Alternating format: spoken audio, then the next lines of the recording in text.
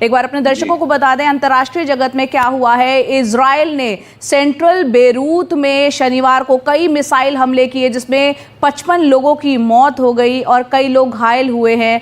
Israel ने Lebanon की राजधानी को एक हफ्ते से भी कम वक्त में चौथी बार निशाने पर लिया और ये मौत का आंकड़ा बढ़ भी सकता है क्योंकि अभी भी जो बचाव कर्मी है, आप तस्वीरों में देख सकते हैं, जो मलबे में तब्दील हो गई इमारतें हैं उनमें से लोगों को वो तलाश रहे हैं। ये हमला ऐसे समय में हुआ है जब इसी हफ्ते अमेरिका के दूत आमोस होचस्टीन इजराइल और हिजबुल्लाह के बीच संघर्ष विराम समझौते के लिए इस क्षेत्र की यात्रा पर थे। हमारे साथ हाशमी जी भी हैं और हमारी सहयोगी कादम्नी शर्मा भी हमारे साथ जुड़ चुकी है। कादम्नी का इस वक्त रुख करते हैं। कादम्नी, इजराइल के हमले में बेरूत में किस तरह के नुकसान की हम तस्वीरें देख रहे हैं? 55 से ज़्यादा लोगों की मौत हुई है, क्या खबर वहाँ से? देखिए, जहां तक बेरूत का सवाल है, वहां पर एक 8 मंजिला इमारत पर इजरायली मिसाइल अटैक हुआ है। बताया जा रहा है कि ये बंकर बस्टर बॉम्ब है। आपको याद होगा कि हिजबुल्लाह के शीर्ष नेतृत्व की भी इसी तरह से अटैक में मौत हुई थी। तो ये 8 मंजिला इमारत जो है, इसे निशाना बनाया गया।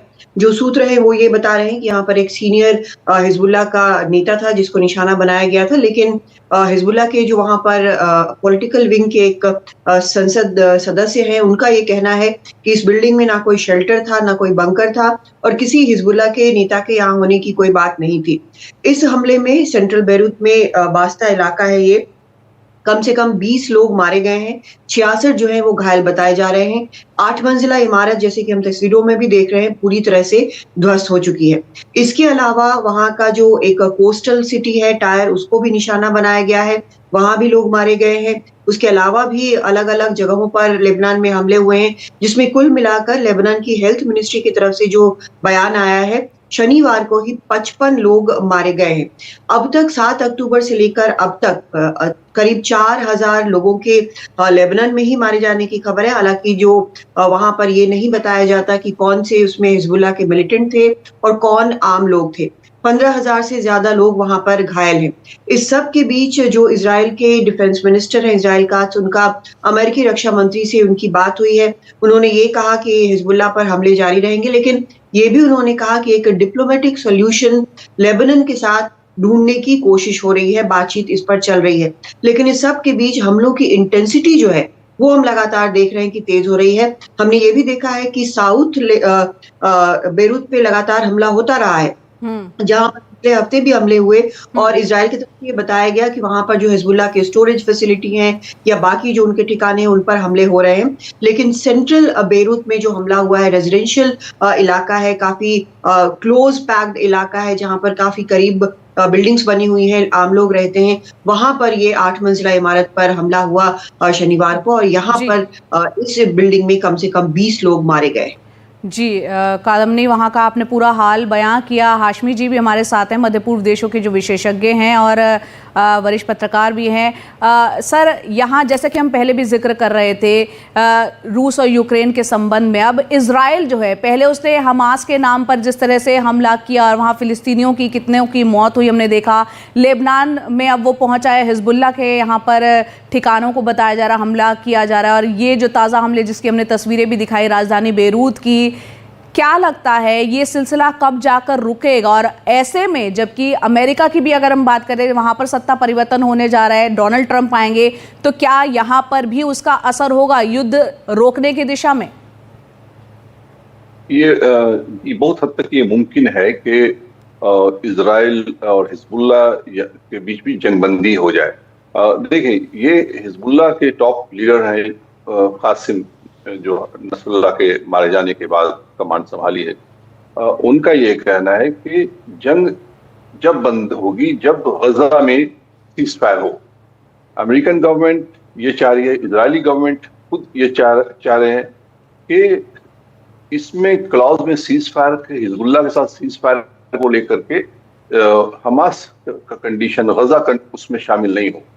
इसके साथ ही जो बात है वो ये भी है कि खुद इजराइल का फिनेंशियल लॉस प्लस उनका, आज हिजबुल्लाह का जो बयान आया रात में भी देर रात, उन्होंने ये क्लेम किया है कि अब तक 55 से 56 के करीब मरकावा टैंक वो तबाह कर चुका है इसराइल की ग्राउंड फोर्सेस को पिछले एक महीने से लेबनान से वो जो जबरदस्त फाइट चल रहा है, अभी करीब 5 किलोमीटर के अंदर ख़याम जो शहर है, ख़याम के पास, वो इसके पहले भी ख़याम के पास इजरायली आर्मी सेना पहुंच चुकी थी, लेकिन उसको वहां से रिट्रीट होना पड़ा था क्योंकि हिजबुल्लाह खुद इजरायली कमांडर्स का ये कहना है कि वो कोई पैरामिलिट्री, वो मिलिशिया नहीं है, एक आर्म ग्रुप नहीं है, वो बाज़ाब्ता एक आर्मी की तरह है। उसकी फॉर्मेशन जो है, जिस तरह से वो लड़ रहे हैं हिजबुल्लाह, वो एक आर्मी की तरह से वो लड़ाई लड़ रहा है।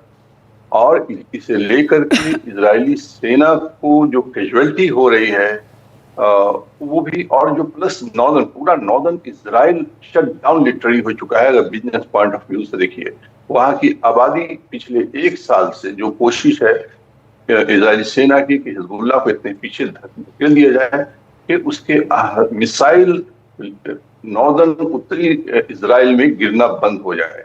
करीब 60,000 से ऊपर की आबादी होटल में रह रही है। वो एक अलग वहाँ सोशल प्रॉब्लम इश्यूज भी हो रहे हैं होटल के अंदर, जो 60,000 आबादी रह रही है। 60,000 बिजनेसेस, स्मॉल बिजनेस और जो दूसरे बिजनेस है वो शट डाउन हो चुका है इजराइल के अंदर।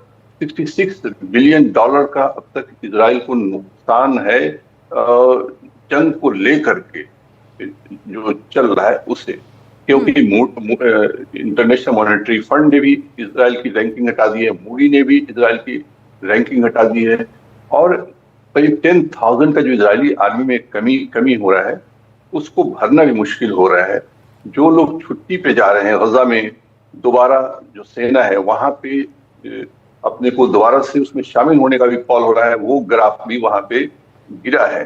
जनता और इजरायली आर्मी भी जंग से लिटरली थक गई है, मगर सीज फायर का इसलिए नहीं निकल रहा है क्योंकि इजराइल लेबनान की अगर बात करें तो वो गजा को अलग हटा के बात कर रहा है।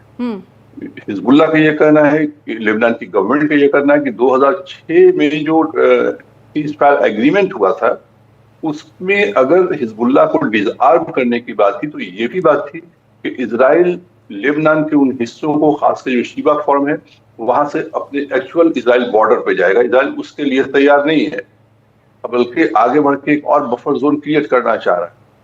इसे लेकर के लेबनान की गवर्नमेंट भी और हिजबुल्लाह भी तैयार नहीं है सीज फायर को लेकर के, प्लस कंडीशन शामिल है गजा का। हाशमी जी, बहुत ही संक्षेप में अगर मैं आपसे ये जानना चाहूं कि वर्तमान दौर में संयुक्त राष्ट्र की भूमिका को आप किस तरह से देखते हैं ऐसे वक्त में जब रूस यूक्रेन युद्ध को 2 साल से ज्यादा का वक्त हो चुका है, यहाँ पर इजराइल के हमले हम देख रहे हैं किस तरह से हो रहे हैं, क्या औचित्य और मौजूदा दौर में भूमिका संयुक्त राष्ट्र की रह गई है? देखें, ये बहुत ही अच्छा सवाल है, जबरदस्त क्वेश्चन है। क्योंकि संयुक्त राष्ट्र संघ, आप देखें जब इराक पर भी अटैक किया था बुश ने, तो यूएन से कोई अनुमति लेने की जरूरत नहीं महसूस हुई थी कि यूएन सैंक्शन करे, इजाजत दे, mass of weapon of mass destruction के नाम पे इराक पर अटैक हो।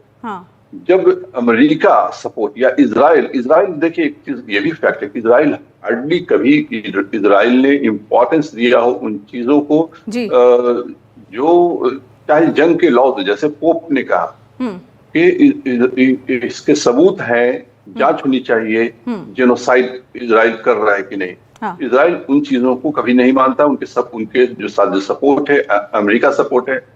जब इंटरनेशनल कोर्ट ऑफ जस्टिस से 2002 में बुश ने ये साइन किया था कि अगर इंटरनेशनल कोर्ट ऑफ जस्टिस किसी अमेरिकन को या अमेरिका के करीबी सहयोगी को अगर जंग के क्राइम अगेंस्ट ह्यूमैनिटी के आरोप में अरेस्ट करता है तो अमेरिका को राइट होगा कि वो नीदरलैंड पर अटैक करे।